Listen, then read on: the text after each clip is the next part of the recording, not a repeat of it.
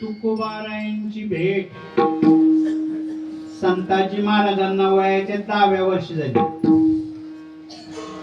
16 वर्ष तुकोबारायांच्या सहवासात राहिले. मग तुकोबाराय अभंग बोलायचे, हे पानांचा रस याची शाई करायचे आणि मोरांचे पंख करायचे, त्याचा बोरू करायचे आणि झाडाची पाने यांचा कागद आणि त्याच्यावरती तुकोबाराय बोलले की तो अभंग लिहिला. कोणी लिहिला? संताजी महाराजांनी. आणि ते अभंग एकत्र केले, गोळा केले. 16 वर्ष राहिले संताजी महाराज. जीवनभर परमार्थ केला. आणि तुकोबारायांच्या सहवासात मार्गदर्शन असं मिळालं की मनुष्य जन्म परमात्मा प्राप्ती करताच आहे. संताजी महाराजांना सांगायचे आत्मज्ञानाच्या गोष्टी. सुखी व्हायचं आहे ना, मग जीवनात इच्छा करायची नाही कोणतीच.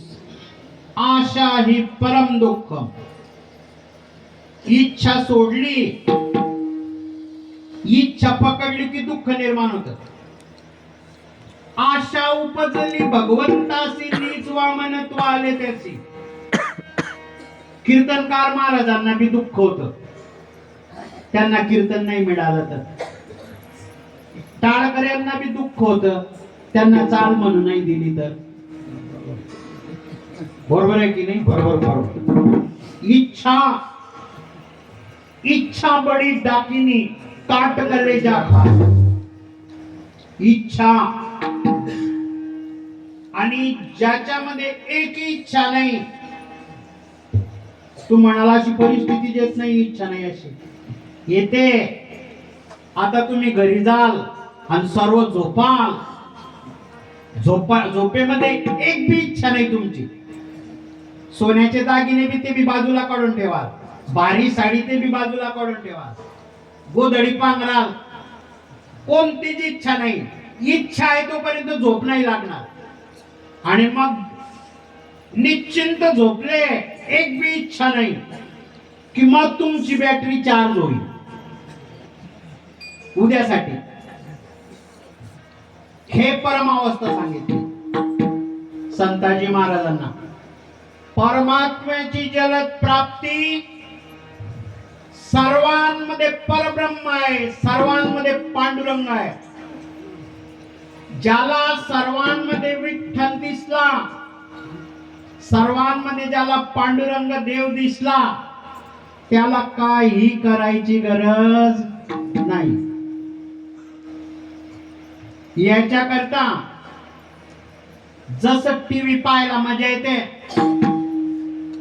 भांडण तुम्ही ऐकायला, भांडण झालं चौकामध्ये, चौकात भांडण झालं, तुम्हाला जांभई येईल का ढोलकी येईल?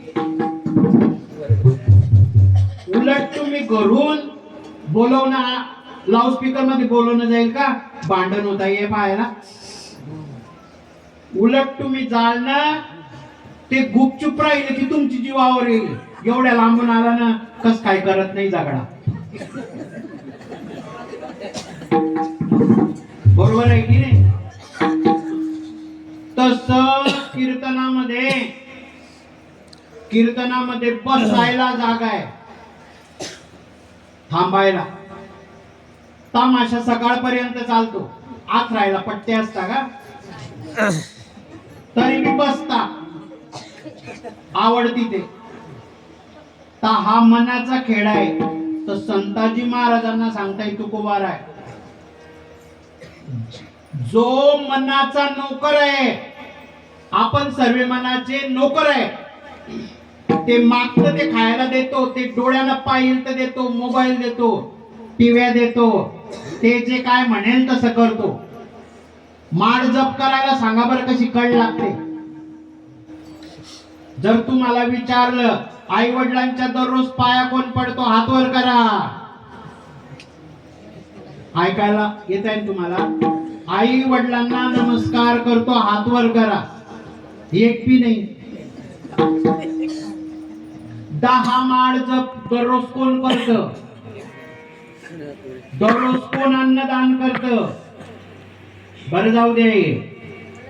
जी माता भगिनी आपल्या नवरदेवाच्या, म्हणजे काय म्हणता तुम्ही, मिस्टर म्हणता का काय, नवरोबा म्हणता, पाया पडता, हात वर करा बरं. महाराज मी पाया पडते.